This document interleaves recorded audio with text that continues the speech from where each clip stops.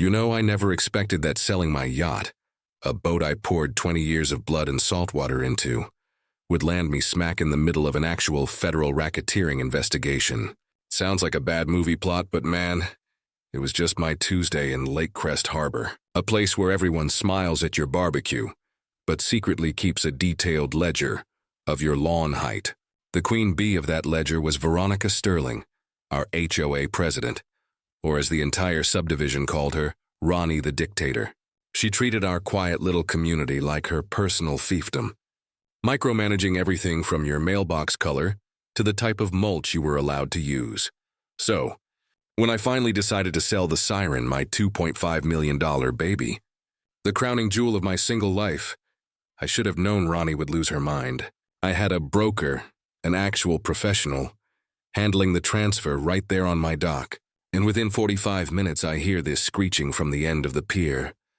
And there she is, Veronica, in a power suit that looked 3 sizes too small, waving her phone like a lunatic and screaming into it. She was calling 911. Yeah, 911. Claiming I was conducting an illegal, untaxed sale on community property and probably laundering money for a cartel because, you know, a man can't just sell a nice boat in her neighborhood. The next thing you know, 2 patrol cars roll up, lights flashing against the lake water, making the whole thing look ridiculously dramatic. The neighbors, of course, are lining their porches, filming everything. An officer, I think his name was Hayes, walks up, looking utterly exhausted before he even opens his mouth. Ronnie points a manicured nail right at me and bellows, "He's committing property fraud. He's using HOA facilities for profit." I just sighed, walked over to my truck and pulled out my file. See, I learned years ago that living in this HOA meant that you always had to have the receipts. "Officer," I said, keeping my voice level, "the dock isn't HOA property.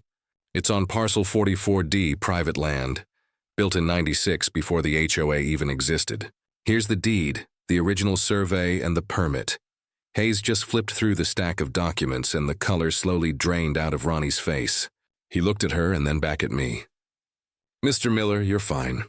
There's no crime here, ma'am," Ronnie exploded, turning a shade of purple I didn't know humans could achieve. "No crime? He's selling millions. Where's that money going, huh? Offshore accounts?" The officer just shrugged. "Ma'am, we can't arrest a man for selling his own boat because you think he's wealthy." But she wasn't done being ridiculous. She pulled out her phone and started live streaming her entire tantrum to the community Facebook group, declaring a serious financial crime was underway. I honestly wanted to laugh, but that night the consequences hit me. My broker called, telling me the buyer was spooked. Ronnie had contacted him directly, claiming the sale was under federal review. That's when the humor died. She wasn't just causing drama. She was actively interfering with a legal contract, and that could cost me hundreds of thousands in fees and delays. That night, I stopped seeing Veronica Sterling as a petty HOA tyrant and started seeing her as a financial threat. I opened my safe and pulled out every single HOA invoice, fee, and budget summary I'd collected over the last 10 years. And then I saw it. A $5,000 payment from 3 years ago for dock safety and lighting renovation. I remember that because I fixed the broken light pole myself. The check was cut to a company called Harborview Services, LLC. I ran the name online. P.O. Box address. The registered agent? Mitch Sterling, Ronnie's husband. I just whispered, "You've got to be kidding me." The pieces clicked into place, her obsession with the docks, her paranoia about money, her need to approve every single repair. It wasn't about protecting the community. It was about protecting her personal piggy bank. I sent the evidence to my lawyer, David. He told me it looked bad, but we needed more than one transaction to make a case. Fine, I thought. If she wants a fight, I'll give her one. Over the next week, I dug deep, quietly pulling screenshots of budgets, payment trails, and her ridiculous Facebook posts bragging about fundraising success. Meanwhile, Ronnie's campaign against me went nuclear. She spread flyers claiming I was a criminal. At the next HOA meeting, she tried to humiliate me at the podium. "Mr. Miller's financial dealings," she sniffed, "raise serious ethical questions that threaten our property values." I stood up. "Are you implying I'm a criminal, Veronica?" She just smirked. If the shoe fits, Brian. But then my neighbor Hank spoke up. Hold on, Ronnie. Jake's paid his dues for 15 years. Maybe we should see some transparency from you instead of this attack. For the first time, the room shifted. Later, Hank approached me, whispering that Ronnie had been shaking down contractors for years. He gave me a flash drive, invoices from a maintenance contractor who was never paid. The files inside were damning. More fake receipts, different signatures, same handwriting, all leading back to Harbor View Services. By midnight, I had a 20-page file ready, detailing fraud and embezzlement. But the real game changer came later, after I filed my whistleblower report. An anonymous email dropped in my inbox, docguard22@protonmail.com, warning me that Ronnie had friends at City Hall. That sent me down a new rabbit hole, public grant records. And that's where I hit the jackpot. The HOA had received a $1.5 million city infrastructure improvement grant 2 years ago for, you guessed it, dock and access upgrades. Upgrades that absolutely never happened. The contractor listed? Harbor View Services LLC. That's when I knew this wasn't just a petty HOA beef. This was serious, high-level corruption. I wasn't fighting Karen anymore. I was fighting the entire system she had built. I forwarded everything to Agent Tara Vance, the federal investigator assigned to my case. She called me immediately. "Mr. Miller," she said, her voice calm but razor-sharp. "Your report just connected us to a pattern we've been watching. This could get very big, very quickly." I looked out at the tranquil lake, realizing the storm had just started. That's where I left off, having handed the federal government the rope they needed. I was playing a game of chicken with a woman who thought she was untouchable. For the next few days, I played along. I showed up at the community cleanup day, smiling sweetly at Ronnie, offering to help. "Glad you decided to be a team player, Jake," she chirped, holding out a pair of gloves. "Just doing my part, Madam President," I replied. But behind her fake smile, I saw the panic in her eyes. That night, Hank texted me. "They're shredding documents at the clubhouse. Tons of boxes." I immediately called Agent Vance, who secured a court order to preserve all financial records. The next morning, it was like a scene out of a procedural drama. 3 black SUVs marked FBI rolled slowly down our lakefront road. The entire community group chat went into meltdown. When I walked down to the dock, the clubhouse was surrounded by yellow tape. Ronnie was there, mascara running, screaming at an agent who wasn't even making eye contact. "I'm the president. You can't just storm in here." The agent simply held up the warrant. As she was being led away for questioning, her eyes flicked across the crowd and locked onto mine. It wasn't the petty hatred of a fired HOA president. It was the cold, murderous fury of someone who knew I had just signed her death warrant.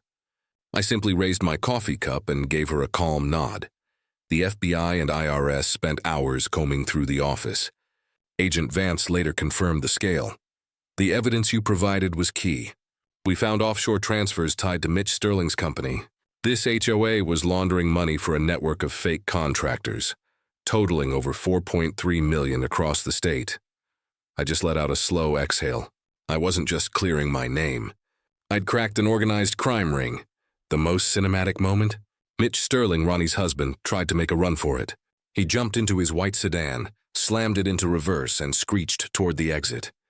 But before he could get 30 feet, 2 sheriff vehicles boxed him in. Wham! Agents swarmed him. He stumbled out, yelling, "It was all her idea!" They cuffed him right there, and I swear I saw one kid filming it doing a little victory TikTok dance in the background. Poetic justice, indeed. The community, energized, held an immediate vote and suspended the entire board. When the trial finally concluded 6 months later, the verdict was guilty on all counts. Ronnie was sentenced to 8 years in federal prison. Mitch got 5. But the real satisfaction came when my yacht buyer called back. "Looks like your name's cleared," he said. "Still want to sell?" I grinned. "You bet." The wire transfer hitting my account felt like the final perfect middle finger to Veronica. But the story wasn't over.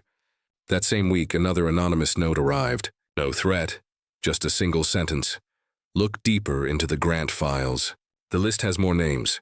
I pulled out the original documents and found a subfolder revealing that Councilman Alistair Thorne, a man who had publicly praised the FBI's investigation, had co-signed the next phase of the same fraudulent project. The rot went all the way to City Hall. I sent the files to Agent Vance. "You've just helped us bring down a sitting council member," she told me. "With the corruption decapitated." I reluctantly accepted the role of interim HOA chair. I didn't want the title, but Hank convinced me. "You fought the dragon. Jake, now guard the treasure." My first act was simple: radical transparency. We abolished the absurd fine system. No more penalties for Christmas lights or mulch color. We started holding meetings outside by the lake over lemonade and folding chairs. We built a scholarship fund with the restitution money. The climax of the whole affair wasn't the arrest. It was the Lake Crest Freedom Festival we hosted that summer. Loud music, kids running barefoot, barbecue smoke drifting across the lake, everything Ronnie hated. I stood at the new dock and unveiled a plaque, dedicated, "In memory of the Lake Crest investigation," a reminder that truth floats no matter how deep you try to sink it. The crowd cheered. I bought a new, smaller boat and named it the Vigilante. Later that night, I sat alone by the water. Ronnie's 911 call, meant to destroy me, had instead become the thread that unraveled her entire multi-million-dollar system. It was a beautiful kind of chaos. I learned that peace means nothing if it's built on corruption. Sometimes you have to tear everything down before you can rebuild it right. So tell me, if your HOA president tried to frame you for a crime, how far would you go to fight back? Would you risk everything to expose the truth? Drop your thoughts in the comments below. And don't forget to subscribe for more stories where the little guy gets poetic justice.